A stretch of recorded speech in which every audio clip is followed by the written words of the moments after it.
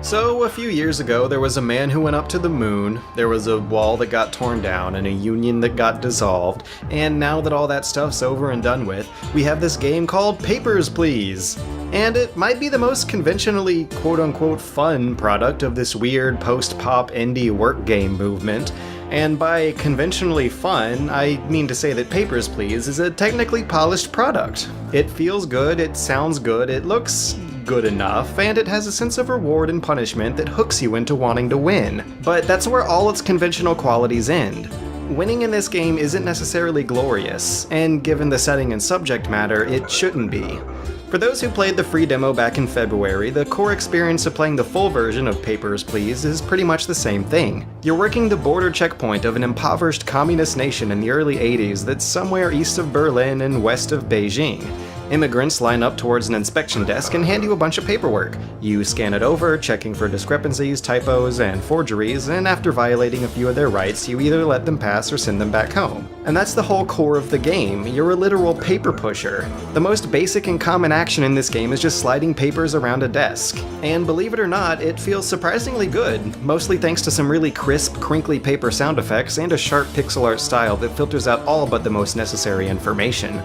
Plus, the printer sound effect you get when you make a mistake is really grating. For some reason, that noise drove me nuts, and it makes screwing up feel that much worse.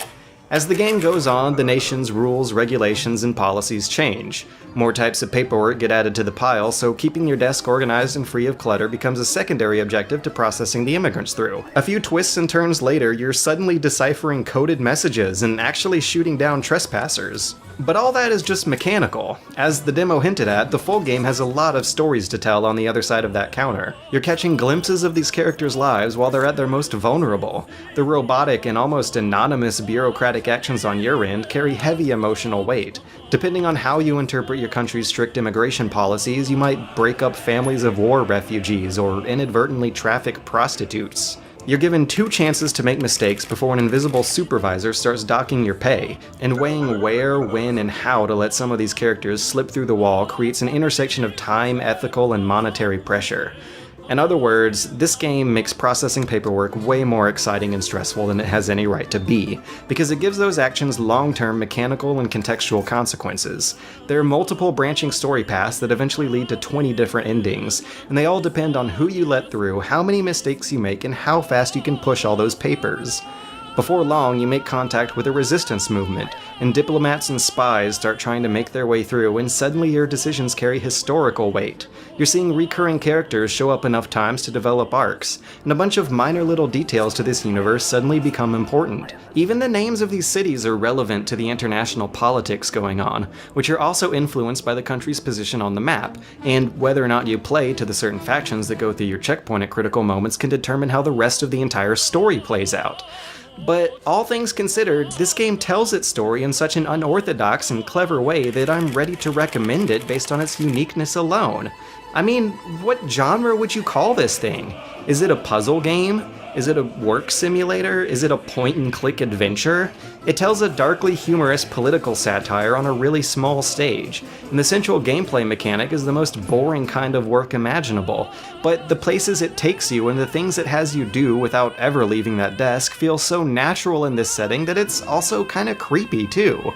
So the game is a clever and unique experiment into familiar and realistic territory, and it works. Lucas Pope pulled this off very well, but the one slip-up in the process might have been the free demo he released half a year ago.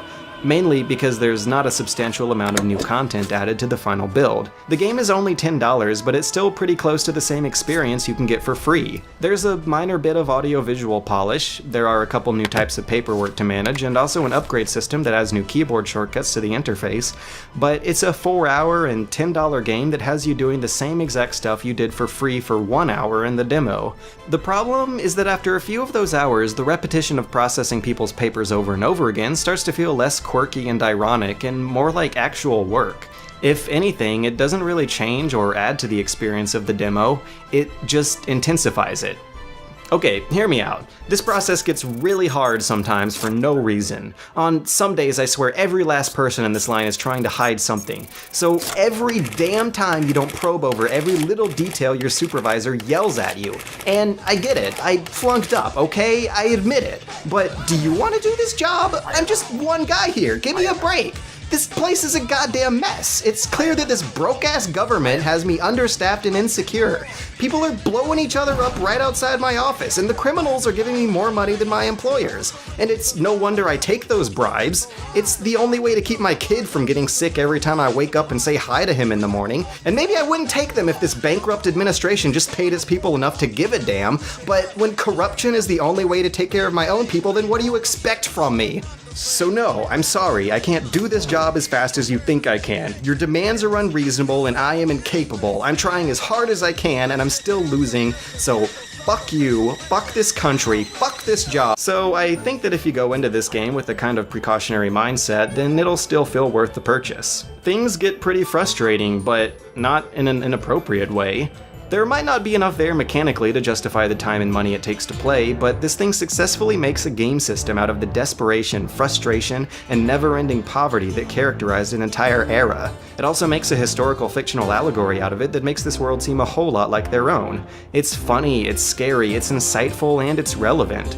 And for that, it's a pretty damn cool game. And throughout the frustrating, repetitive grind that is playing it, it earned a hell of a lot of my respect. I highly encourage that everyone at least check out the demo, but if you're about to purchase the full version, then keep in mind that the kind of gameplay in the demo might lose its novelty after the first few hours. But after thinking about it for a while, you might realize that that's kind of the point, and that it also never really stopped being fun.